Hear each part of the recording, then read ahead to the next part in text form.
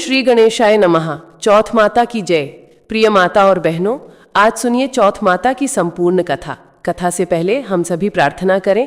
हे चौथ माता, आपकी कृपा से हर घर में प्रेम और विश्वास का दीप जलता रहे। जो माताएं संतान सुख की कामना रखती हैं, उन्हें योग्य संस्कारी संतान का आशीर्वाद दें। सभी की संतानों को स्वस्थ और दीर्घायु रखें। जिन बहनों ने अपने जीवन साथी की दीर्घायु के लिए आज चौथ का व्रत रखा है, उनका जीवन साथी सदा स्वस्थ, सुखी और समृद्ध रहे। हे माँ, हर स्त्री के जीवन में अटल सुहाग, अखंड सौभाग्य और मनोवांछित फल का वरदान दें। आपकी कृपा से हर जीवन में उमंग और हर परिवार में सुख शांति बनी रहे। सभी प्रेम से बोलिए चौथ माता की जय। चौथ माता की पहली कथा के अनुसार एक बार एक सेठ और सेठानी थे। उनके एक बेटा और बहू भी थे। बहू सबको भोजन कराकर फिर स्वयं भोजन करा करती। उनकी एक ऐसी भी थी जो रोज बहू से पूछती कि बहू आज क्या बनाया खाया है। बहू कहती ठंडो बासी। एक दिन उसके पति ने ऐसा सुनकर विचार किया कि आज तो पकवान बनाए जाएं, फिर देखे मेरी पत्नी क्या कहती है।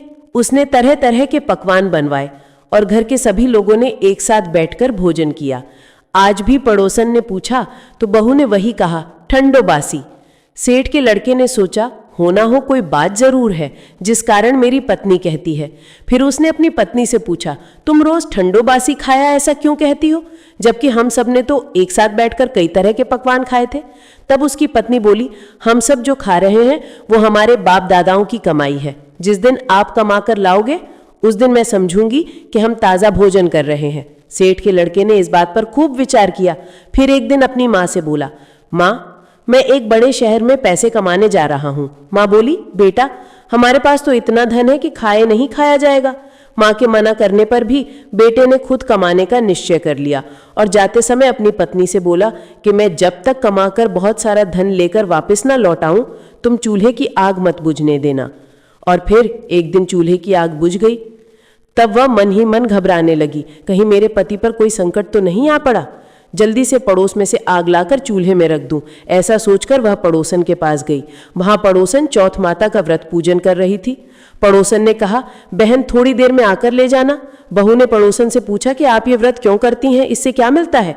पड़ोसन बोली, चौथ माता के इस व्रत को करने से अन्न लक्ष्मी मिले और अपनी मनोकामना भी पूरी होती है।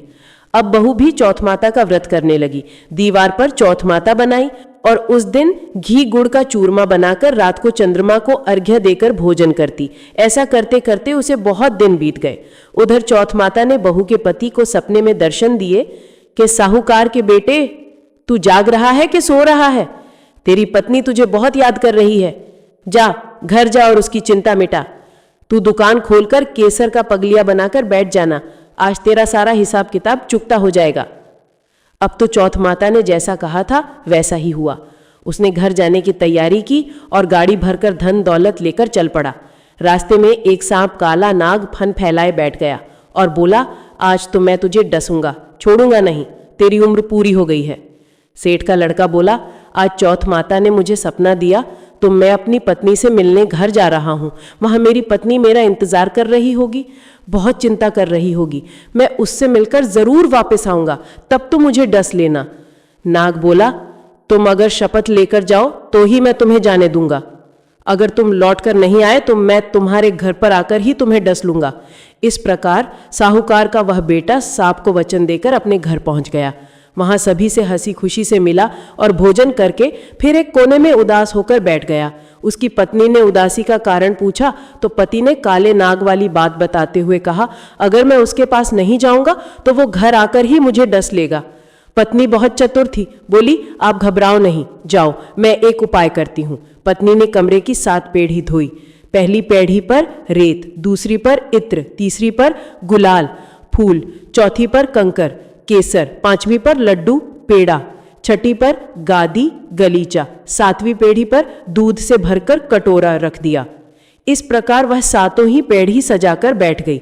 आधी रात होते ही वह सांप आकर पेढ़ी चढ़ने लगा। पहली पेढ़ी पर रेत में लौट गया और कहने लगा, सेठ की बहू ने आराम तो बहुत दिया, लेकिन क्या करूं, वचन से बंध कर यहाँ आया हूं, इसलिए डसूंगा तो मैं जरूर। इस प्रकार 7 ही पेढ़ियों पर वह नाग आराम करता हुआ और कहता कि डसूंगा जरूर कमरे में जाने ही वाला था कि चौथ माता ने विचार किया कि अगर मैं इसे नहीं बचाऊंगी तो संसार में धर्म कर्म व्रत पूजन फिर कौन मानेगा। अब तो गणेश जी, चंद्रमा जी और चौथ माता ने साहूकार के बेटे को बचाने का विचार किया। चंद्रमा जी ने उजाला कर दिया, चौथ माता ढाल बन गई और गणेश जी ने तलवार लेकर नाग को मार दिया और ढाल से ढक दिया। बहू भी थकी हारी सो गई। दिन हुआ तो लोग बेटे से मिलने आए, परंतु बेटा बहू तो उठे ही नहीं थे। बहुत देर हो गई तो माँ उन्हें उठाने के लिए गई। माँ ने सातों पैड़ियों पर जो कुछ देखा तो बहुत घबराई और जोर से बेटे बहू को आवाज लगाई। बेटा बहू उठे तो देखा कि एक ढाल तलवार वहां पड़ी है। अब ढाल उठाई तो वहीं काला नाग मरा हुआ पड़ा है। बेटा बहू ने सोचा कि आज तो धर्म कर्म ही आड़े आए, जब भगवान श्री गणेश और चौथ माता ने हमारी रक्षा की। हे चौथ माता, आपने जैसे सेठ के बेटे बहू की रक्षा की, वैसे सबकी रक्षा करना। प्रेम से बोलिए चौथ माता की जय। अब सुनिए 12 महीने सुनी जाने वाली चौथ माता की कहानी। एक बार एक नगर में एक बूढ़ी माँ रहती थी। वो अपने बेटे को हर संकट से बचाने के लिए 12 महीनों की चौथ का व्रत करती थी। हर चौथ को पंसारी से थोड़ा सा गुड़ और घी लेकर 4 लड्डू बनाती। एक बेटे को देती है, एक से पूजा करती है, एक हथकार के लिए निकालती और एक चंद्रमा उगने पर खुद खा लेती थी। एक बार उसका बेटा ताई से मिलने गया। उस दिन चौथ का दिन था। ताई ने भी व्रत रखा था। उसने ताई से पूछा कि माँ तो 12 चौथ करती है। तब ताई बोली, तेरी माँ तेरी कमाई से तरमाल खाने के लिए 12 चौथ करती है। तू परदेश चला जाए, एक भी चौथ नहीं करेगी। लड़के को लगा ताई सच कह रही है।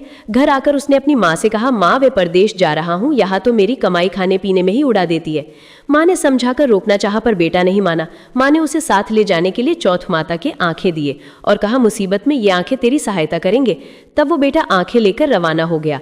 घूमते हुए वो एक दूसरे नगर में जा पहुंचा। उसने देखा माँ रोती जा रही थी और कुआं बनाते जा रही थी। उसने कारण पूछा तो बूढ़ी माँ ने कहा, बेटा इस नगर की पहाड़ी पर एक दैत्य रहता है। पहले वो नगर में आकर कई लोगों को खाने के लिए मार देता था। अब राजा हर घर से एक आदमी उस दैत्य के पास भेजता है और आज मेरे बेटे की बारी है, इसलिए रो रही हूँ और उसी के लिए खीर पोहे बना रही हूँ। तब लड़का बोला, तू मुझे खिला दे, तेरे बेटे के बदले मैं चला जाता हूँ। तब बूढ़ी माँ ने खीर पोहे उसे खिला दिए। खा पी कर वो सो गया। रात को राजा के सैनिक आए तो बूढ़ी माँ ने उसे भेज दिया। दैत्य के सामने पहुंचने पर उसने चौथ माता के आंखें दैत्य की तरफ फेंक कर कहा, हे चौथ माता, अगर मेरी माँ मेरी सलामती के लिए व्रत करती हैं तो दैत्य का सिर कट कर गिर जाए। कहते ही तुरंत दैत्य का सिर कट गया। लड़का वापस गया। अब राजा ने उसे उपहार देकर विदा किया। चलते हुए वो एक दूसरे राजा के नगर में जा पहुंचा। इस राज्य में आमा तभी पकता था जब एक इंसान की बलि दी जाती थी। सिपाहियों ने उसे पकड़कर आवे में चुन दिया। लड़के ने आंखें डाले और कहा, हे चौथ माता, अगर मेरी माँ मेरे लिए व्रत करती हैं तो ये आवा मेरे लिए मेरी बलि लिए बिना ही झट से पक जाए। आवा तुरंत आवे में से मिट्टी की जगह सोने चांदी के बर्तन निकले। लड़का बोला, बर्तन धीरे धीरे निकालना, कहीं मुझे न लग जाए। राजा ने उसे निकलवाया और उससे पूछा कि इस आमे में से तुम बच कैसे गए। लड़के ने बताया कि उसकी माँ चौथ माता का व्रत करती है, व्रत के कारण ही वो बच पाया। राजा को विश्वास नहीं हुआ। उसने एक चांदी की सुराही मंगवाई और कहा कि सुराही की नली से निकलकर दिखाओ, तभी मुझे विश्वास होगा। लड़के ने माता को एक बार फिर से याद करके आंखें सुराही में डाले और कहने लगा, मैं भौरा बनूं, सुराही से निकलूं। लड़का भौरा बनकर तुरंत सुराही से निकल गया। अब तो राजा ने प्रसन्न होकर राजकुमारी का विवाह उसके साथ करवा दिया और सभी लोगों को चौथ माता का व्रत करने के लिए कहा। उधर अब लड़के को अपनी माँ की याद आई।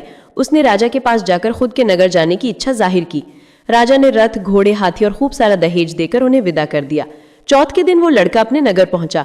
वो अकेला पंसारी के यहाँ माँ का इंतजार करने लगा। सोचा चौथ है तो माँ यहाँ जरूर आएंगी। थोड़ी ही देर बाद लकड़ी टेकते ही उसकी माँ उसे आते हुए दिखाई दी। बेटा माँ के चरणों में गिर पड़ा, कहने लगा, माँ मैं तेरा बेटा हूँ, मुझे माफ कर दो।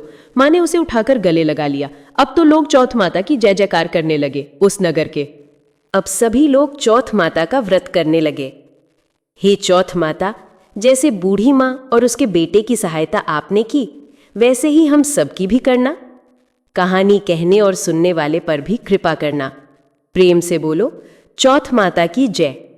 अब सुनिए चौथ माता की आरती। ओम जय श्री चौथ मैया, बोलो जय श्री चौथ मैया। सच्चे मन से सुमिरे सब दुख दूर भया। ओम जय श्री चौथ मैया। ऊंचे पर्वत मंदिर शोभा अति भारी, देखत रूप मनोहर असुरन भयकारी। ओम जय श्री चौथ मैया। महासिंगार सुहावन ऊपर छत्र फिरे, सिंह की सवारी सोहे कर में खड्ग धरे। ओम जय श्री चौथ मैया। बाजत नौबत द्वारे अरु मृदंग डेरू, 64 जोगण नाचत नृत्य करे भैरू। ओम जय श्री चौथ मैया। बड़े बड़े बलशाली तेरा ध्यान धरे, ऋषि मुनि नर देवा चरणों आन पड़े। ओम जय श्री चौथ मैया। चौथ माता की आरती जो कोई सुहगन गावे, बढ़त सुहाग की लाली सुख संपत्ति पावे। ओम जय श्री चौथ मैया।